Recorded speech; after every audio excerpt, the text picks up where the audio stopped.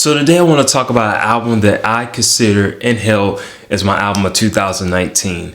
This album is, quite honestly, in my opinion, one of the best albums of this band's career. What's the band, you say? It's just my brothers in Korn. What's the album? It's entitled Nothing. And I want to discuss why I think this album definitely is one of the best of Korn's career. Let's go. Hey guys, what's up? Paul here with PLD Media. This is a platform built to serve through music, inspiration, and creativity. Thank you guys so much for joining me today. I truly appreciate it. Thank you for diving into this album with me as I talk about some of the things in which I think make this album one of Korn's absolute best. But before we even start talking about the album itself, we gotta start talking about what led into what made this album. Korn was already in the process of writing what would be their 13th album when they were hit with the tragic loss of Jonathan Davis's wife, Devin, to accidental overdose. And then when I think about all those elements, I think about Jonathan losing his mother, losing his wife unexpectedly. You think about the fact that he has two boys now without their mother and having to live a life without them having their mom in their life. And I already knew that whenever Korn came out with another record, that it was going to be one of their most heavy, emotion-filled albums that they've created. And that is what the Nothing is. It's interesting with this album too, because to me it harkens back a lot to the feel of Issues and Untouchables. Issues being Korn's fourth record and Untouchables being Korn's fifth record. I can't help but think about Issues in the sense of this being kind of a concept record. Seeing Jonathan Davis work through the pains of dealing with loss in the grieving process. And also the interludes. That was another thing that made me think about Issues when I listened to the album The Nothing. I think about Untouchables because of just sonically, this album is just amazing. It sounds very cinematic. It has big choruses on here. Wall of guitar sounds just like what Untouchables brought into the mix. And that's why I can't help but think about those two records specifically. But this album, to me, shows that Korn still has the energy. They still have that just unrelenting, just aggressive, heavy, getting all the emotions out, just all the elements that make Korn you hear in this album. This album is very, very emotional. It's one of those albums that is going to pull at your heart, especially when you know the content in which this album was made. I mean, listening to this album the first time, it definitely made me tear up in certain songs. I think about the title track, The End Begins, and just hearing Jonathan just sobbing and crying. I mean, I couldn't help but tear up just hearing his emotions. I think about this loss in that bridge where he says, happiness is a club I'll never be in. That makes me tear up because, I think about being a Korn fan, and you think about Korn's been around for decades now. And to hear him say that even now and currently, that he is still hit with so much, tragic wise that he feels that he won't have true happiness. That hit me. And the final song, Surrender to Failure.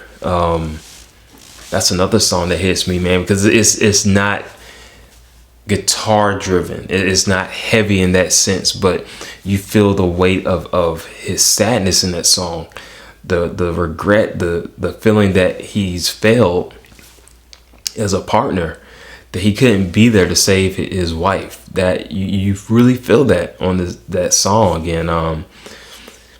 If you're a Korn fan and you've invested time into this band, it's hard not to feel the emotions throughout this record. Musically, this is Korn at their best.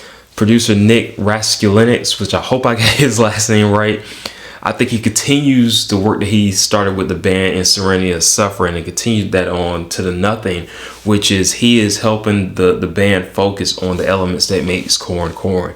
And you hear that so much on this record. From the guitars with Monkey and Head just bringing it like they always do. And hearing that back and forth, the trademarks between the two of them. You hear that on certain tracks. The Darkness is Revealing. You really hear that on that song. To the Low End and the groove. The elements that really harken back to a lot of the earlier Korn records. You hear that on here. I think about Cold. That song, to me, kind of encompasses all of the traditional Korn with the verses, got that groove with Ray and Fieldy, man, and that chorus, which is one of those uplifting, just big melodic choruses that you just can't help but sing along to. And this album is just it's amazing, front to back. You can listen to this all the way through. And what I love about the interludes in this album, much so like Issues, is that they're woven into the album perfectly. I think that they interweave themselves between the songs so seamlessly, and they actually work well with the transitions into the songs. So I think that's awesome. A Korn album would not be a Korn album without the album cover. To me, Korn is one of those bands where the album cover plays just as much a role as the music itself. When I think about Korn, I think about Follow the Leader, which was the first album that got me into the band. It was actually the album that made me play guitar, made me pick up a guitar, and made me want to play. And I can't help but when I hear the word Follow the Leader, I automatically have the vision of the girl playing hopscotch to the cliff. I can't help but think about that. And I think about Issues, with the doll. It's like the album cover is a character in itself of the album. To me, it thematically speaks of the album. You look at those album covers and you could just kind of get the whole sense of what the record as a whole is going to be. And the Nothing is no different. Jonathan Davis said that with this album cover, it really conveyed how he was feeling going through the grieving of his wife.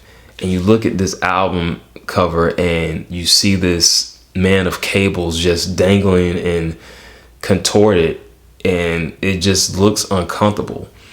And once you listen to the record, I mean, it definitely is reflective. This cover is reflective of the album as a whole.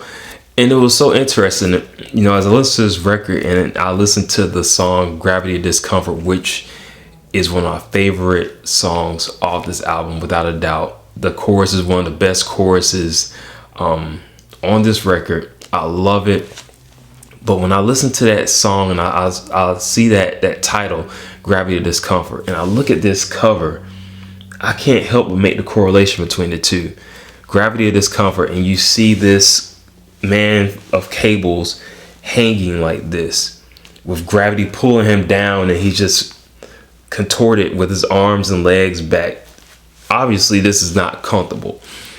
And that's why when I listen to Gravity of Discomfort, I can't help but think about this album cover. It's so, to me, symbolic.